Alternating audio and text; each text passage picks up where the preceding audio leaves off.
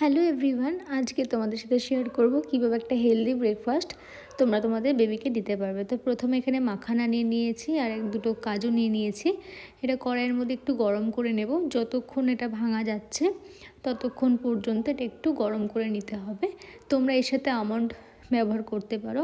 আর তার সাথে নিয়ে নিয়েছি 1 মুঠের মতন মুড়িটাকেও একটু ড্রাই রোস্ট করে নেব। দেন আমি এখানে ঠিক 10 থেকে 15 মিনিট আগে দুটো খেজুর ভিজিয়ে রেখেছিলাম একদম ফুটন্ত গরম জলে। তো খেজুরের খোসাটা ছাড়িয়ে আর বীজটা ছাড়িয়ে নিয়ে খেজুরটাও একসাথে মিক্সড করে নেব। এর সাথে আমি একটু নিয়ে নিয়েছি তাল মিছরি। যেহেতু বাচ্চাকে চিনি দিই না, কিন্তু খাওয়ার সময় মিষ্টি না হলে খাবে না, একটু স্বাদটাও প্রয়োজন, তাই আমি সমস্ত কিছু এইভাবে মিক্স করে নিলাম এবং গরম জলের সাথে এটাকে ভালোভাবে গুলে নিয়ে তোমাদের বেবিরা যেমন ঘন খাবার খায় সেভাবে তোমরা খাওয়াতে পারো। তো দেখা হচ্ছে নেক্সট ভিডিওতে। বাই।